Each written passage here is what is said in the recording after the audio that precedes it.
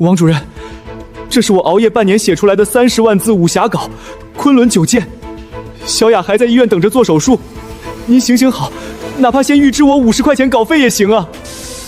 林轩啊，你一个初中都没毕业的底层打江工，懂什么文学？这上面写的什么乱七八糟的？这明明是我家王浩写的东西。王主任，您说什么？那上面每一个字都是我在下工后就着路灯一笔一画写出来的。现在不是了。我家耗子明天要去市文化局面试干事，正缺个能拿得出手的文化敲门砖。这部书就算你校庆主任的。喏，这4块钱你拿去给你那病鬼妹妹买点营养品，别说我不讲情面。4块钱，小雅的手术费可是整整300块，这点钱连医院床位费都不够。王大国，你这是明抢！那是小雅的救命钱，把稿子还给我！来人，保卫科！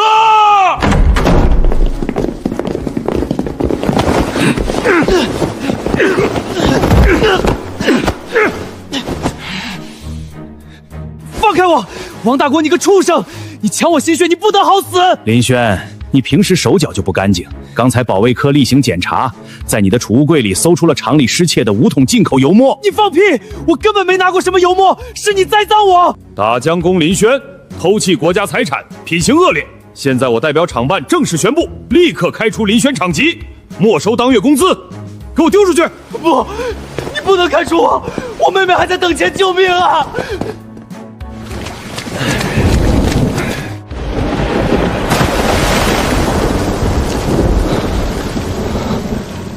小雅，哥对不起你，哥没有。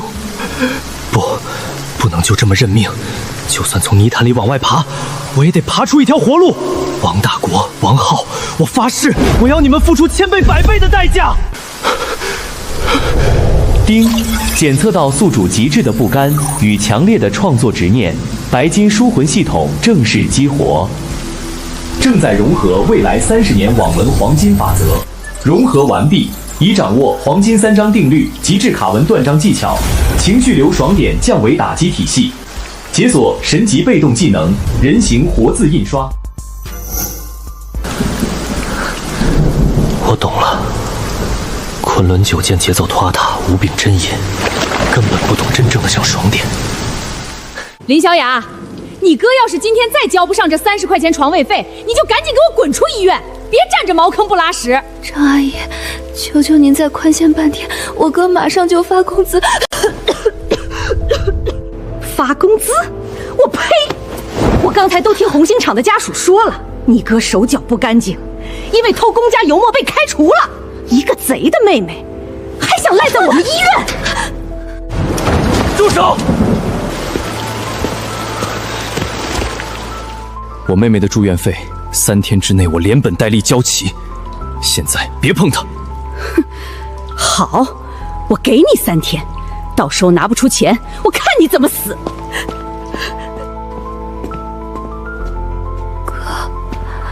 小雅别怕，哥有办法了。哥保证，不仅让你住进最好的病房，还要让你用上最好的药。最便宜的英雄牌钢笔，再来1沓黄草纸。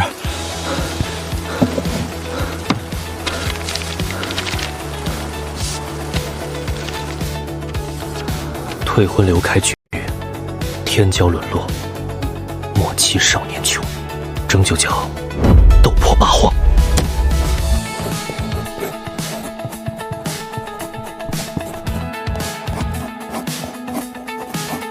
极致双点铺陈，强烈仇恨拉扯，装逼打脸的快感，在塞进每一个字里。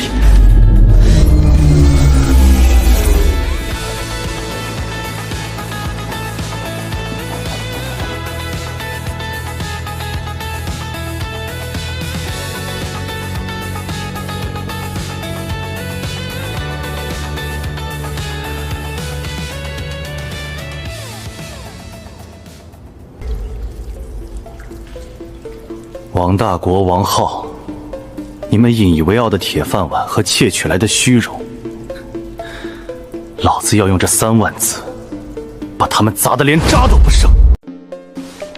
国营出版社报社审稿太慢，等他们排完版，小雅早就在病床上咽气了。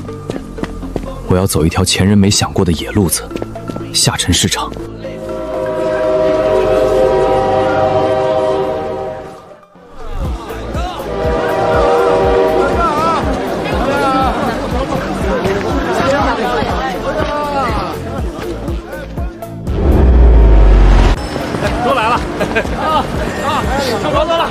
李大富，外号胖子李，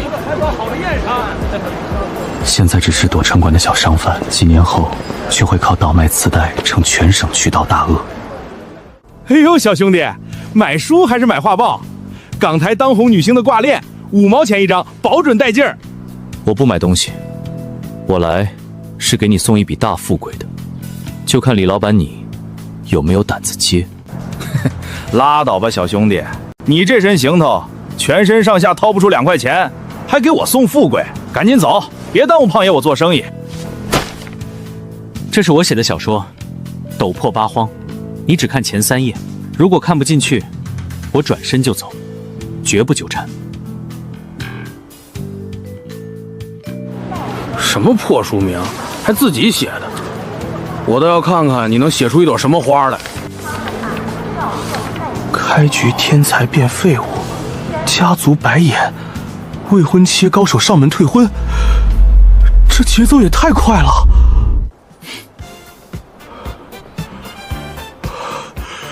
爽，简直爽了！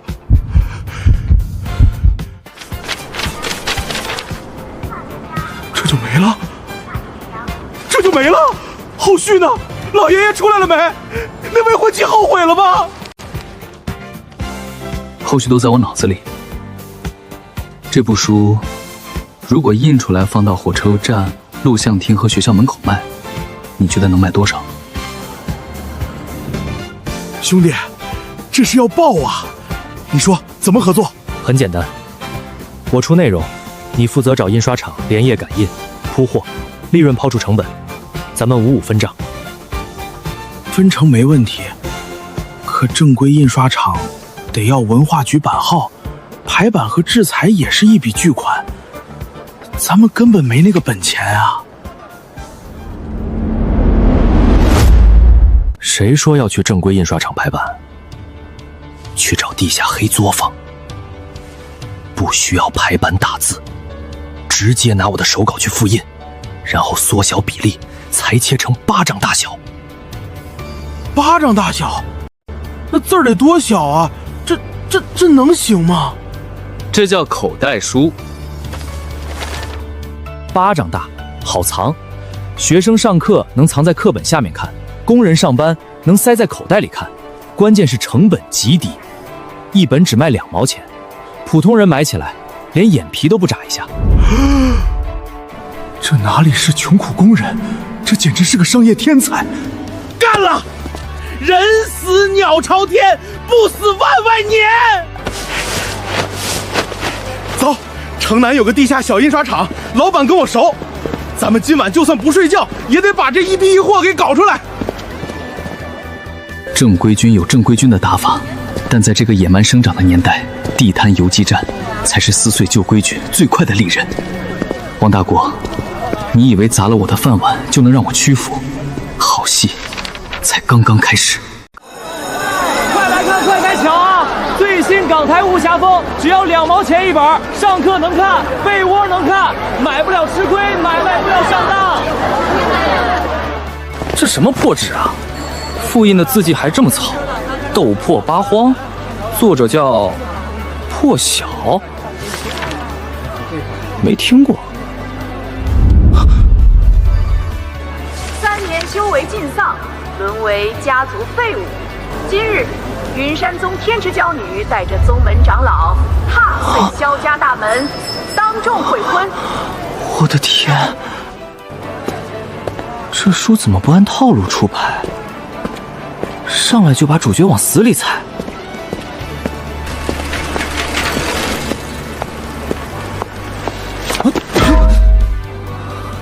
帅！ 太帅了！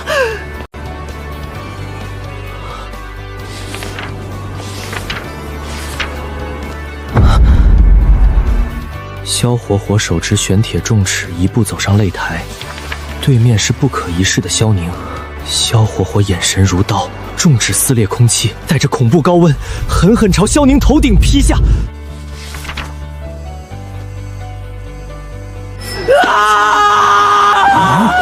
逼没逼死啊！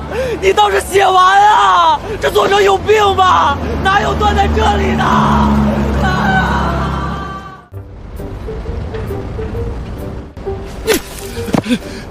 这个破小，看到这居然没了！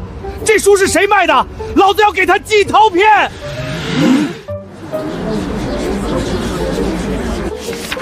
没了！第二册呢？这作者是不是人啊？唐老板，第二季呢？我出5毛，不，我出1块钱，赶紧把第二季拿出来！那反派到底死没死啊？你今天不把第二季拿出来，我们把你摊子给掀了！火了，彻底火爆了！3000册，1个下午却也抢空！各位祖宗，各位大爷，真不是我压着货不卖，是作者还没写出来呀！明天，最迟后天，第二册绝对上市。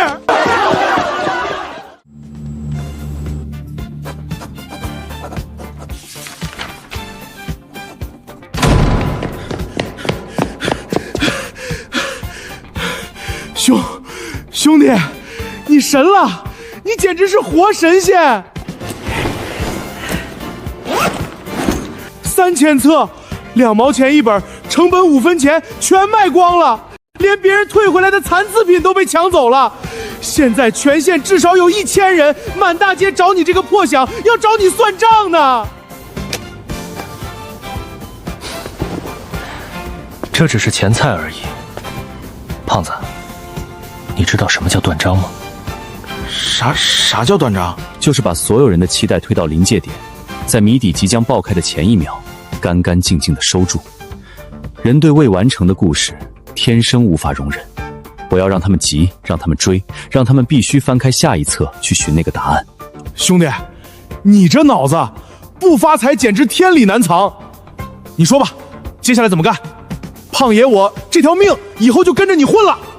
马上把这些钱清点出来，你拿走你那份，继续去印刷厂加印第1册，同时把我的第2册手稿带过去，今晚连夜排版印刷，明天一早双管齐下，让全县都读到。好嘞，今晚不睡了，直接干到天亮。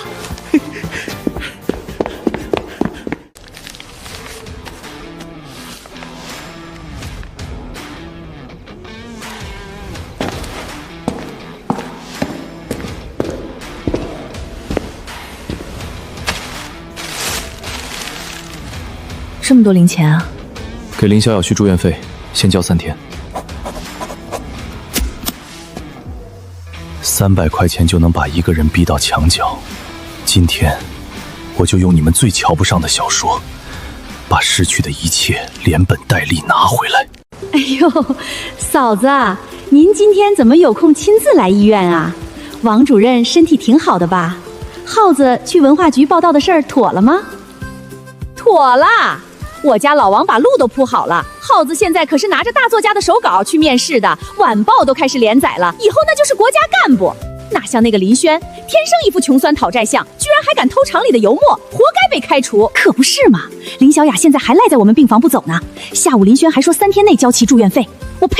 他一个连饭碗都没了的穷光蛋去抢银行啊！你今天晚上就把那病秧子连人带铺盖丢出去，出了事由我们老王在厂办给你兜着。林轩，你大半夜跑来发什么疯？踢坏医院的门，你赔得起吗？正好，你赶紧上去把你妹妹带走。哎呦，这不是咱们厂的大作家吗？怎么，被扫地出门的滋味好受吧？认命吧，林轩，泥腿子就是泥腿子，别以为多认识几个字就能翻天。算账，林小雅欠多少？算上之前欠的药费，还有明天的手术押金，一共325块，少1分，今晚就离开。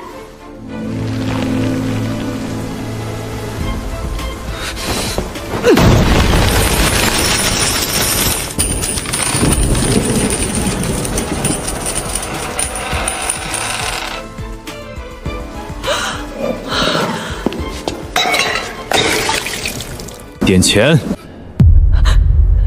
这钱你从哪儿抢来的？这是我一个字一个字凭本事赚来的干净钱。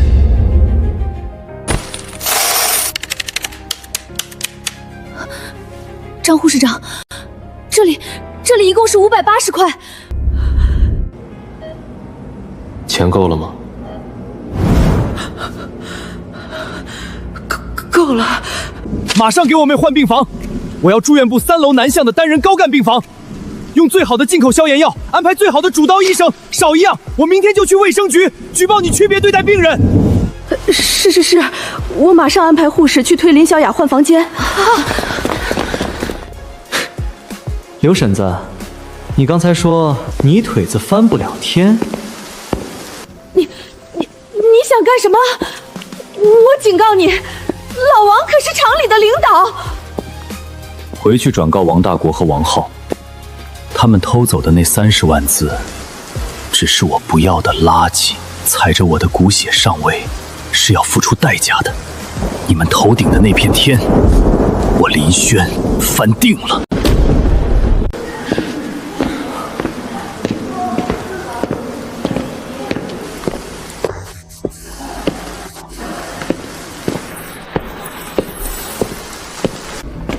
明天，当斗破八荒第2册席卷全县时，才是王大国父子真正感受到恐惧的开始。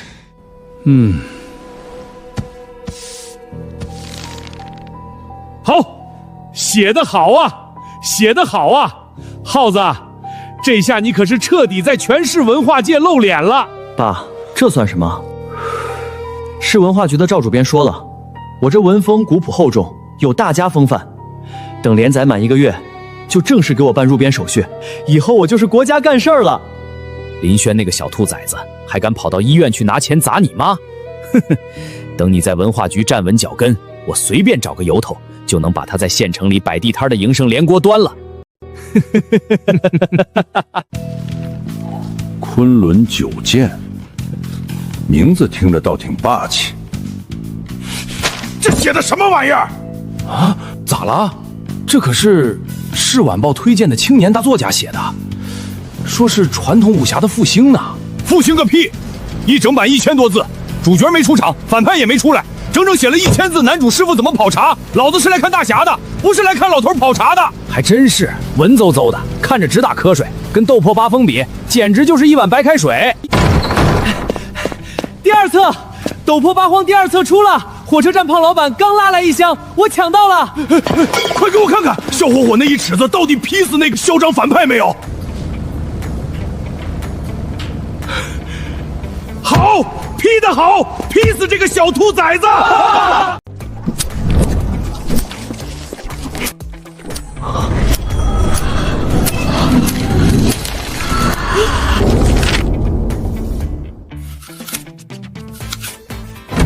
轩哥，你真是神了！轩哥，你看，王浩今天在晚报上连载了，我还当是劲敌，结果买报纸的人都在骂娘。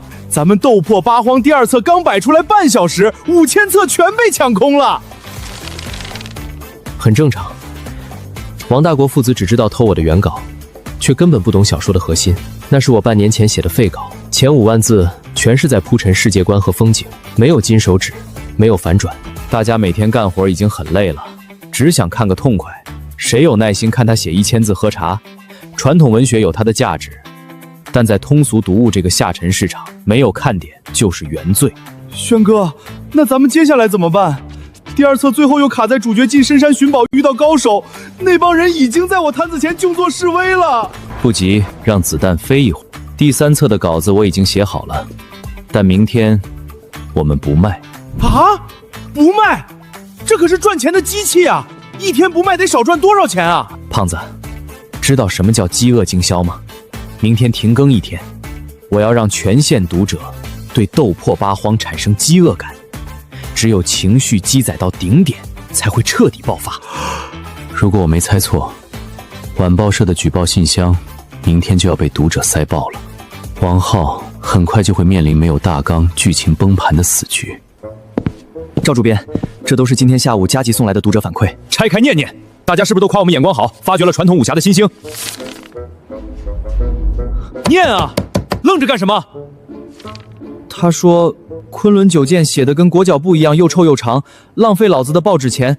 你们要是再登这种垃圾，老子明天就退订晚报。这只是个例，再念别的。三中学生说，王浩的文笔连斗破八荒一根脚趾头都比不上，主角废物还没金手指，建议直接腰斩。马上给王大国打电话，让王浩明天立刻修改剧情，必须让主角打起来，必须有高潮，否则这连载马上给我停掉。爸，赵主编让我明天必须加快剧情，要写高潮。那你就快写呀！林轩那小子的原稿不是在你手里吗？你往后抄啊！可是林轩的原稿前2万计都在写拜师学艺和挑水劈柴，根本没有高潮。如果要写打斗，我编不出来啊！我连武功招式的名字都不会取。张梅，你是怎么当护士长的？我们县医院一向以救死扶伤为本，你竟然因为私人关系大半夜要把欠费的重症家属往外赶，简直是胡闹！院长，我错了，我真的是一时糊涂，听了刘翠的教唆。你这不是糊涂，是败坏我们医院的职德，扣发你3个月奖金，并在全院大会上做深刻检讨，滚去给林小丫家属道歉。老院长刚正不阿，有他发话，小雅的手术和后续治疗算是彻底安稳了。王浩，我昨天怎么跟你说的？我让你加快节奏，可你今天交来的稿子是什么鬼东西？主角被人扇了巴掌，居然还在跟人讲大道理！赵主编，我是觉得武侠也得讲究武德和教养。教养个屁！读者是来看快意恩仇的，不是来看你当孙子的。明天再写不出像斗破八荒那样的高潮，作协头衔想都别想，连载马上腰转。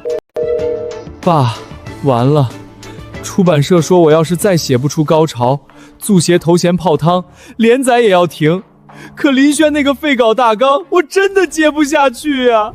写不出来就不写，只要市场上没有斗破八荒做对比，读者没得选，就只能看你的昆仑九剑，作协的位置只能是我儿子的。可是爸，斗破八荒现在在火车站卖的那么火，我们怎么管？没有正规出版社版号，他印的全叫非法出版物。你表叔就在县市场稽查大队当副队长，我这就给他打电话，端了林轩的摊子，没收他的书，我看他拿什么跟我们斗。李哥，第3次到底什么时候出啊？就是啊，我们都等了半个月了。大家别急，作者今天在闭关构思大招，斗破八荒第3次，明天肯定首发。条子来了，都不许动！接到群众举报，这里有人兜售非法印刷品，监务都给我站好，摊子没收，人都给我站好。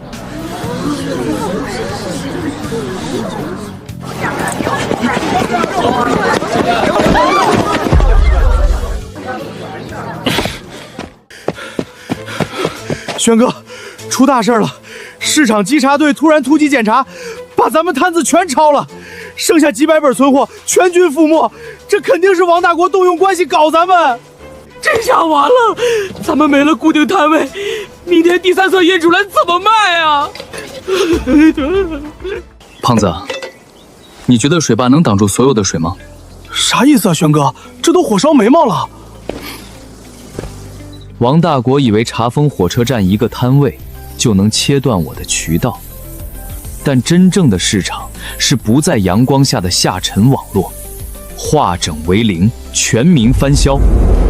从明天开始，我们不摆固定摊位，你去联系学校门口卖冰棍的大妈，厂区收破烂的大爷，还有街上瞎晃的小混混，找他们？他们能干啥？给他们批发价，1毛2一本批发，让他们卖2毛，赚的差价全归他们，一本净赚8分钱。你信不信？他们能把书藏在菜篮子里、废品车底，躲过所有稽查，铺满县城每个角落。薛哥，你这脑子到底是怎么长的？我懂了，明天第3册一出，咱们不仅要卖，还要布满全县每一个旮旯。一本赚8分，卖多少算多少，不占摊位，藏着卖。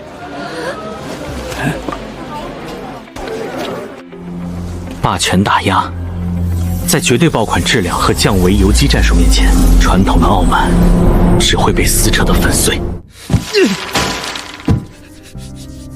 怎么写？这到底该怎么写啊？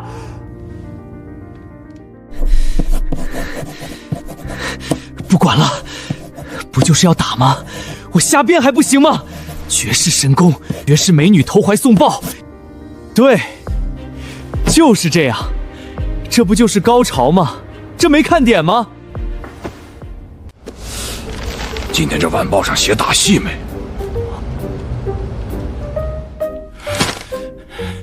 这个王浩，咋了，老刘？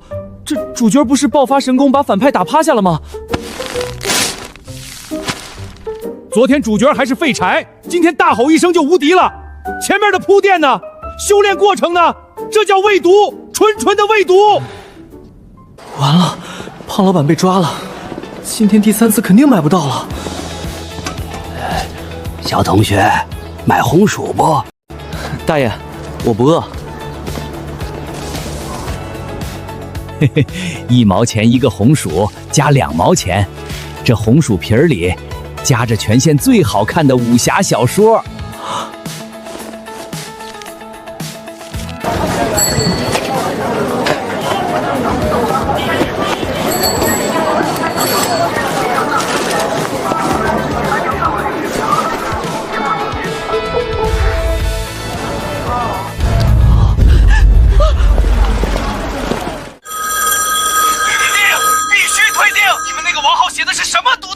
再弄这种狗屁不通的小说，我就向教育局举报！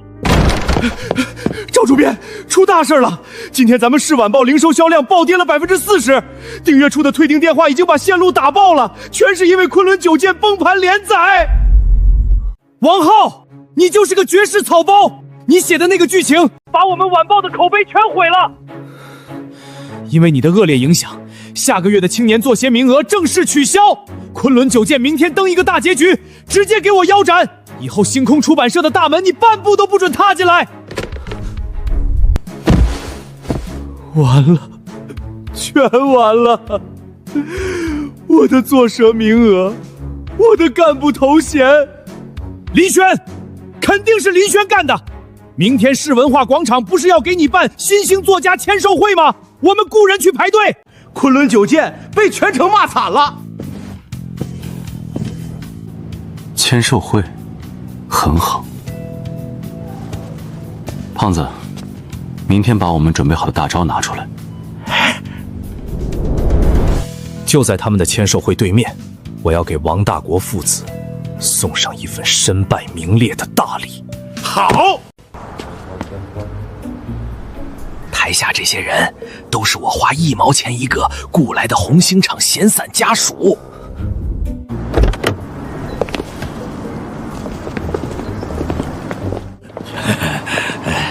赵主编，各位领导，您看我们家耗子的书多受欢迎，这读者排队都排到广场外头去了。各位街坊，各位读者大爷，都往这边看！斗破八荒，断更3天，作者闭关大成，今天第4册、第5册连同大结局，一共10万字，一次性全部放出。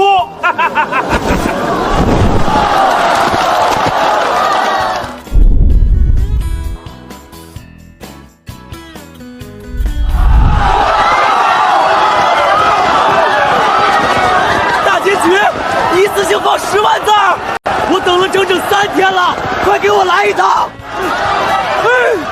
哎，你们别走啊，钱我都给了，签完名再走啊！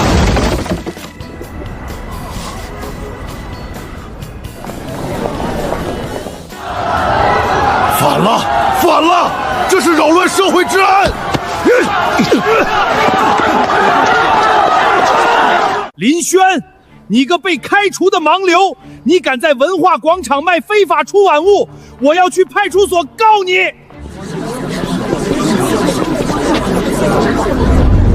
非法出版物。王主任，比起我正大光明的卖书，你们父子俩偷人手冒名顶替，算不算犯罪？你胡说八道！昆仑九剑是我一个字一个字写出来的。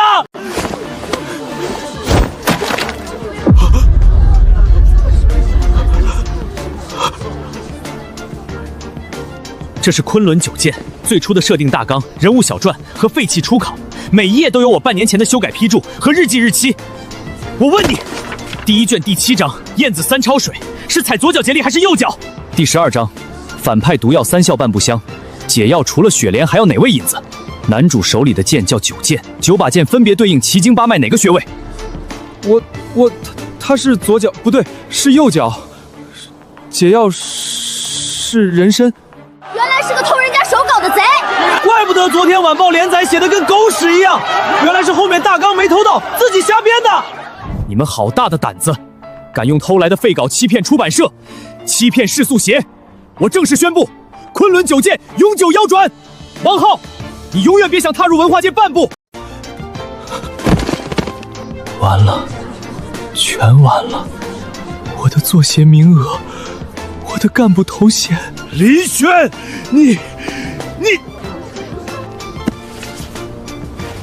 你们偷走的只是我不要的垃圾，现在垃圾就该回到垃圾桶里去了。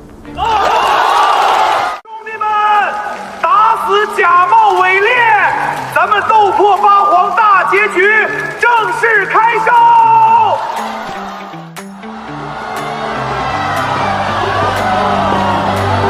主线任务霸榜全程已经完成。3万块，轩哥，整3万块啊！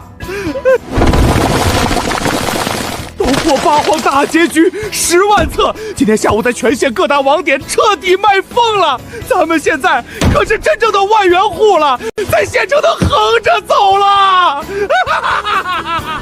这点钱只不过是敲门砖罢了。通知下面的人，地摊游击战到此结束，明天起全部收摊。啥？收摊儿？咱们现在这势头正猛，这简直是捡钱啊！怎么能停呢？游击战只能赚快钱，但上不了台面。王浩的事情给我们提了个醒，没有正规的出版资料，我们永远是非法出版物，随时会被人拿捏。我要用这笔钱，注册一家真正属于我们自己的公司——星辰文化出版公司。我要打破国营出版社那些陈腐的门槛，给真正有才华的草根作者一个平台。林轩这个家伙，居然敢让老子在全县人面前出这么大的丑！爸，赵主编已经正式起诉我们了，我的作协名额没了，名声也臭了，咱们斗不过他的。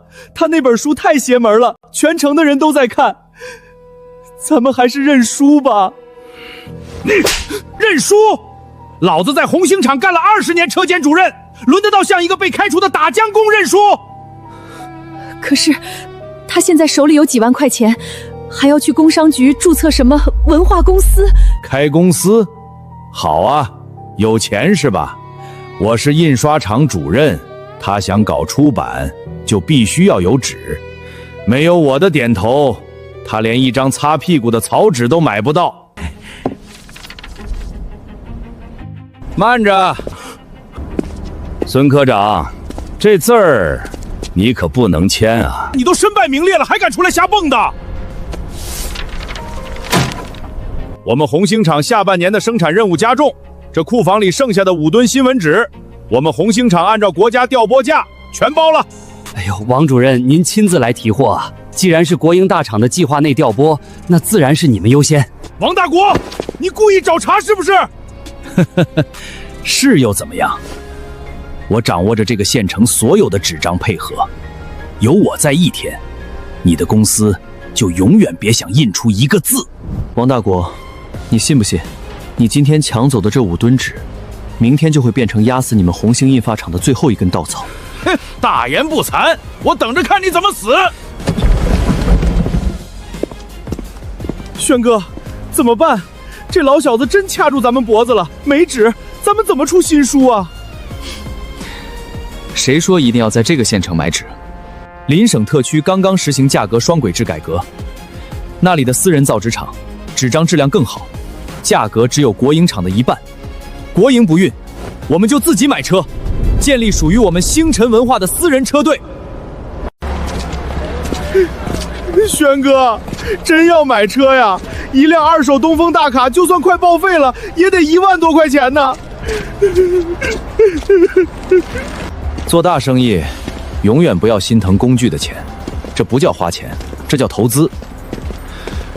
没有自己的车轮子，我们的命脉永远攥在别人手里。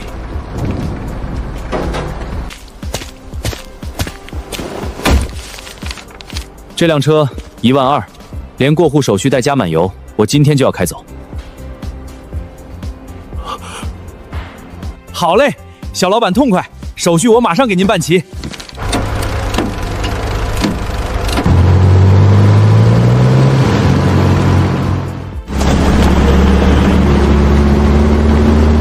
轩哥，这路可不好跑，劫匪也多啊。系统已经给了最安全、最快捷的路线图。轩哥，这地方怎么跟咱们现场完全不一样啊？感觉所有人都在拼命挣钱。这叫市场经济，在这里，没有死板的计划调拨，只有实力和钞票说了算。王大国那种靠权力和指标作威作福的时代，很快就要被这股浪潮彻底淹没了。你们大老远开着卡车从北方过来，就为了买几吨纸？陈老板，我不买普通粗糙新闻纸，我要你们厂最新研发、最高规格的纯白双胶纸。不仅这次要10吨，以后每个月我都会派车队来拉货。林老板痛快，你们是我们厂第一个北方大客户，双胶纸给你们最低出厂价800块1吨，质量绝对秒杀你们那边的国营大厂。两个多一条，一个接一点。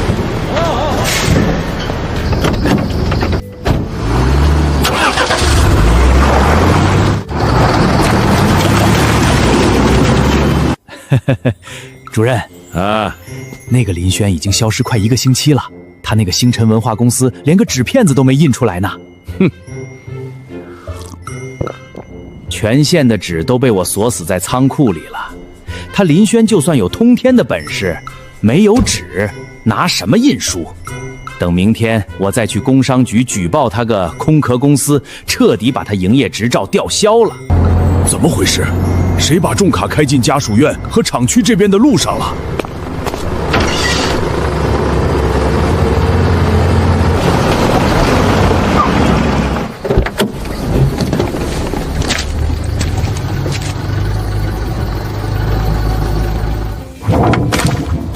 胖子，卸货。得嘞，轩哥。哇！我的天，那什么纸怎么那么白？那是东风大卡！林轩从哪儿弄来的重卡？他抢银行了吗？王主任，你不是说在这个县城我连一张草纸都买不到吗？时代变了，你手里那点可怜的权力和破纸，留着给你们红星厂慢慢发霉吧。星辰文化今天正式开机印书。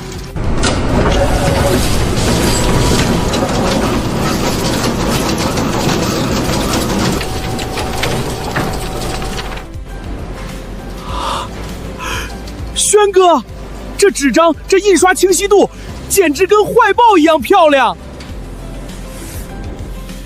质量碾压只是第一步，光卖书只能赚读者的钱，但如果加上这些，我们就能把全县年轻人的零花钱连根拔起。轩哥，这不是洋画片吗？小孩拍着玩的，这能有啥用？这叫集换式盲盒卡牌，领先这个时代30年。新书2毛5一本，每本书塑方里随机附赠1张卡牌。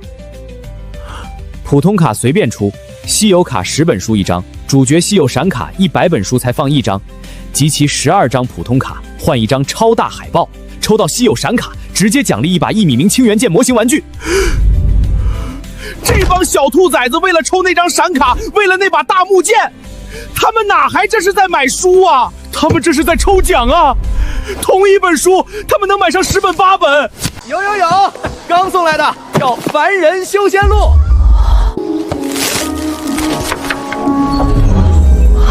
买书抽神仙卡，集齐12张换大海报，抽到闪亮卡，直接换一把这么长的大木剑。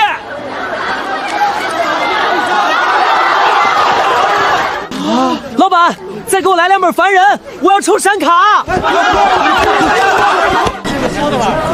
这话。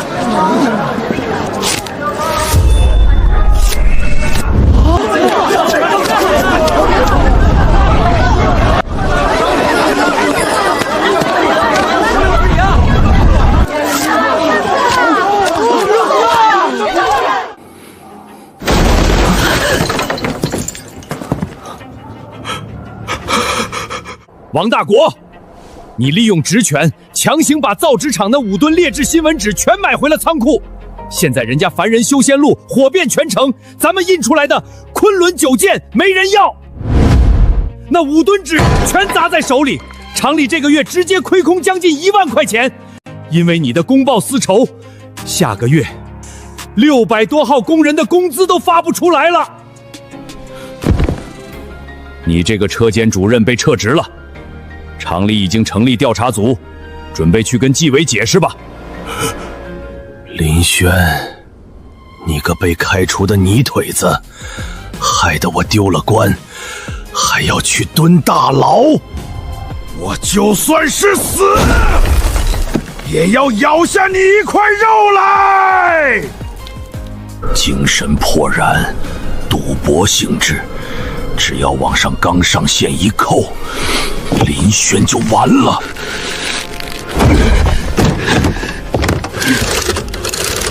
我要实名举报，县里那个星辰文化公司正在利用赌博性的洋霸骗，疯狂诱导未成年人消费。县一中好多学生连饭钱都拿去抽卡了，这是在毁掉我们的下一代呀！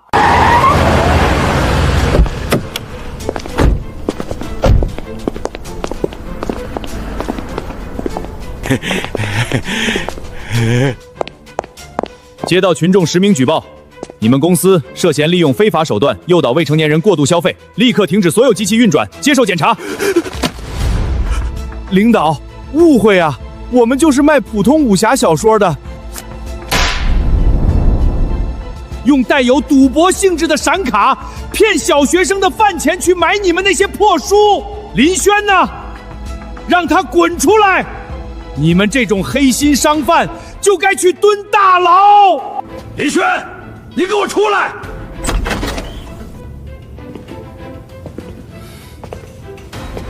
张局长，各位领导，辛苦了。既然有人举报我毒害青少年，那麻烦各位领导把那张卡牌翻过来，看看背面写的是什么。这是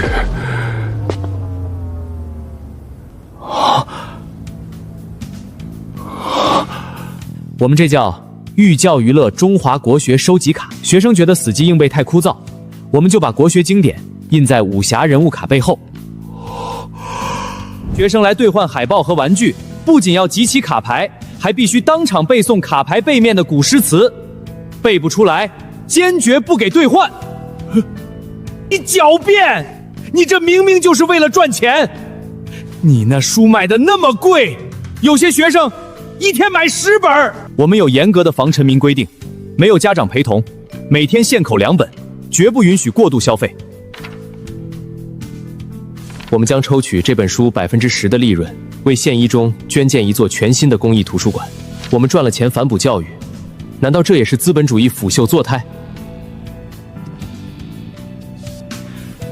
好一个寓教于乐，好一个反哺教育！你们星辰文化是我们县私营企业的骄傲。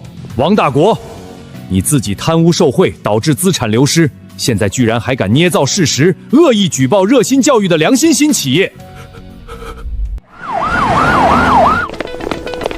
关于你私自高价截留劣质纸张，以权谋私一案，请跟我们回去协助调查。输了，输得彻彻底底。王大国，在里面好好改造。你们那个被你祸害的发不出工资的红星印刷厂，刘厂长，下午会不会跪着来求我全资收购？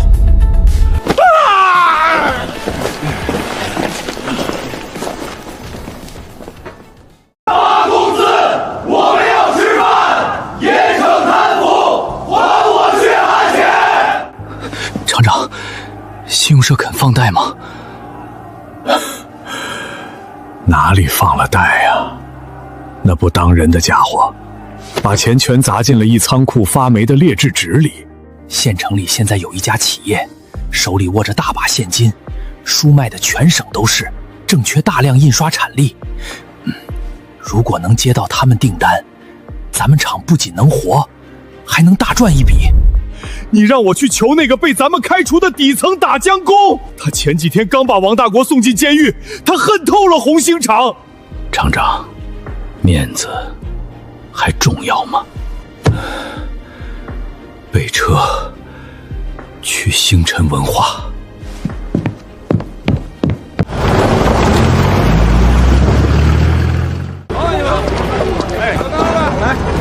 来，封山了。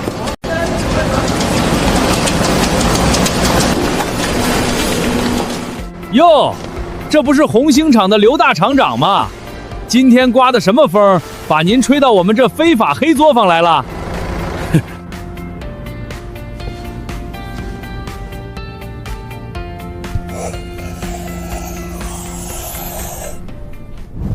刘厂长不在厂里安抚工人，跑到我这里来，有何贵干？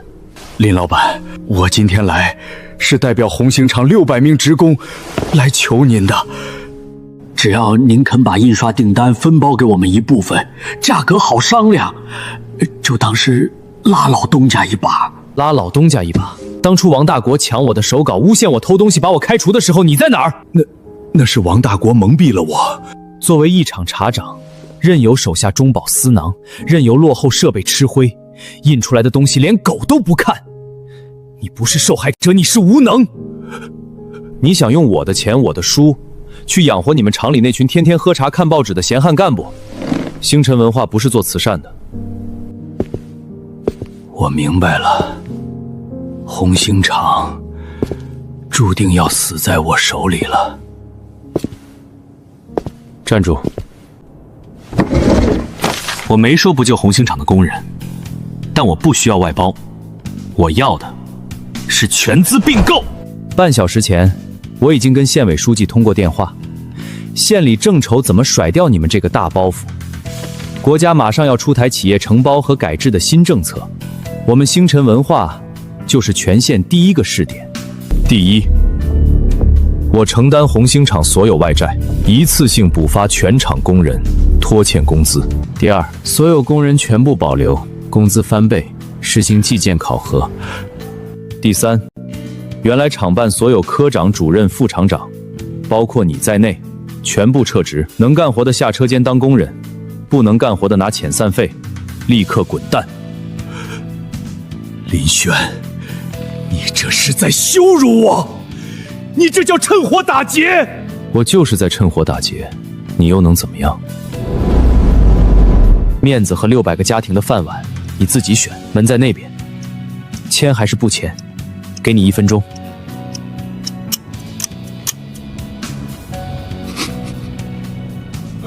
我签。系统主线任务：收购老祖家，阶层大逆转，圆满完成。厂里到底谈了什么？工资还能不能发？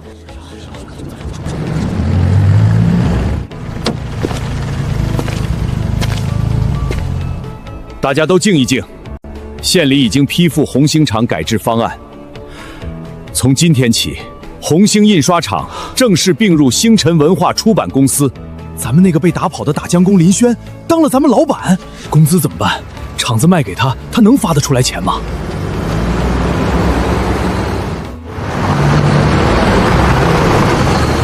我是林轩，我没兴趣当什么官，我只认3件事。第一，今天下午所有拖欠的工资全额补发，1分不少。第二，原来那一套混吃等死、倒卖工厂资产的管理制度彻底废除。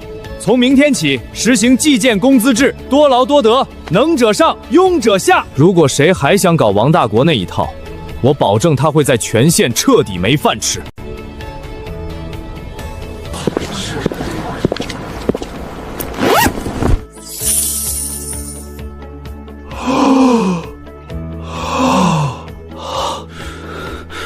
一车间、二车间，按班组排队领工资。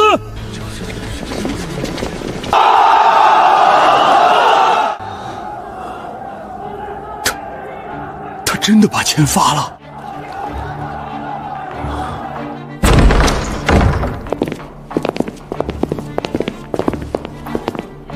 几位，当初王大国抢我手稿、诬陷我偷东西的时候，你们都在场吧？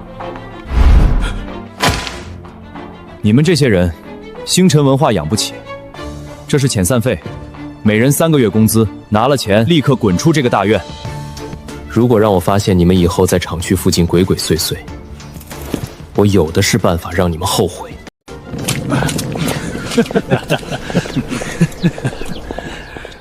轩哥，你说王大独那对父子要是看到现在这一幕，会不会直接气得从看守所里跳出来？他们没机会跳出来了，因为他们的时代已经彻底终结了。胖子，通知所有人，明早8点召开第1次全体职工动员大会。既然我们要打造全国第一的通俗文学帝国，印刷只是第1步而已。印刷效率提上来了，但出版业真正的暴利，从来不止在纸张上。我们要把书变成一种信仰。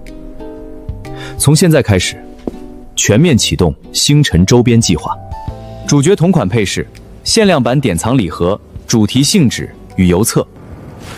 轩哥，这招太狠了！这简直是让那些学生把攒了1个学期的压岁钱全掏出来啊！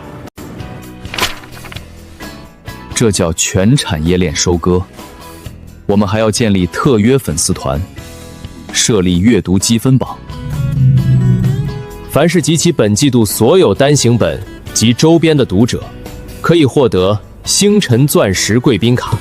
未来购买任何新书，一律8折。你有烦人的限量金属书签吗？我妈今天在百货大楼星辰专柜排了1个小时才抢到。切，那个算什么？我有全套12张精美海报，贴在卧室里，简直帅呆了。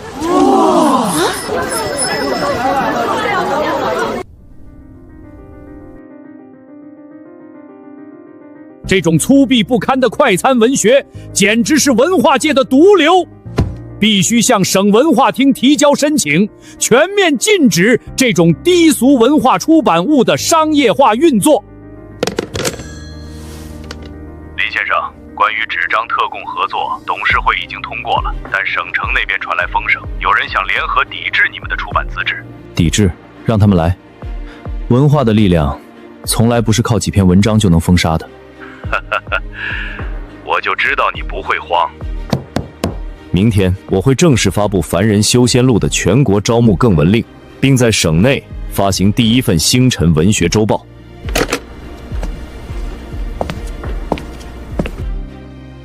如果他们想战，那我就把这场火直接烧到省城去。轩哥，这要是真成了，咱们可就不是卖书了，是卖一个时代。我要打造的是一个让任何人都无法忽视的庞大出版王国。只要把这份函件提交给省新闻出版局，林轩那个小作坊的资质立刻就会被吊销。那林轩最近还在筹备什么星辰文学周报，一旦让他把名声打到省里，咱们这些传统报刊的订阅量就真没法保了。轩哥，出大事了！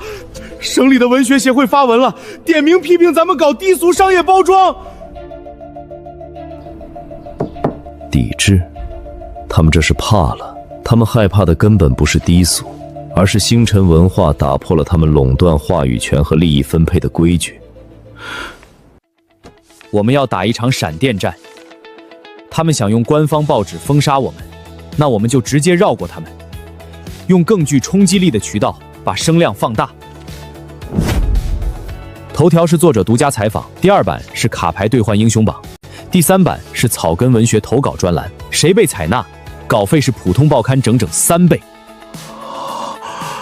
发动咱们那套全民分销网，今晚我要全省每一家报刊天、每一个中小学门口都铺满我们的星辰文学周报。可是轩哥，他们有行政手段，咱们怎么铺货？他们有行政命令，我们有利益驱动。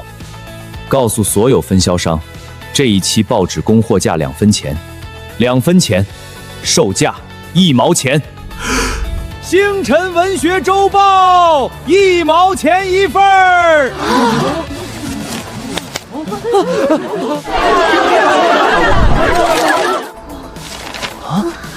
天哪，这报纸上还有萧火火的彩印插图！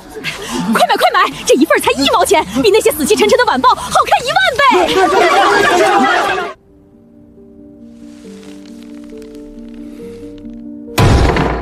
这林轩简直是疯了，他这是在向我们族友人宣战。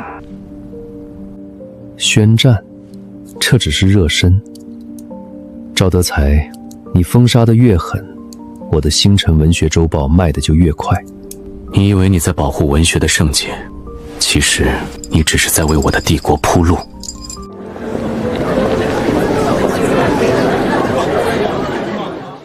林轩那个野路子搞这些花哨的东西，也就是一时风光。文学是要讲底蕴的，他那种靠卡牌游戏吸引来的低龄读者，根本没法沉淀成文化。会长，出大事了！凡人修仙录全国总销量刚刚突破100万本大关，而且什么？全国最大的3家国营出版集团刚刚联名发函，要求与星辰文化达成战略合作。他们要共同出资，把星辰文学节升格为国家级文化交流盛会。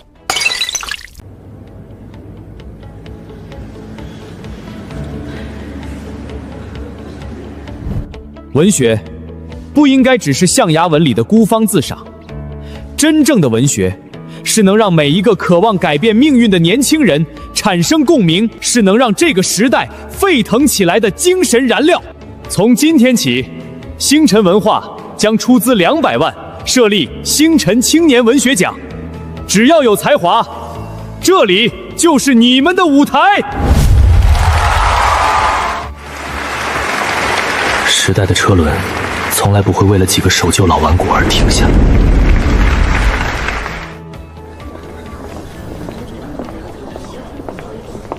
轩哥，咱们不仅卖书赚疯了，周边卡牌供不应求，省城各大书店都在求着咱们铺货。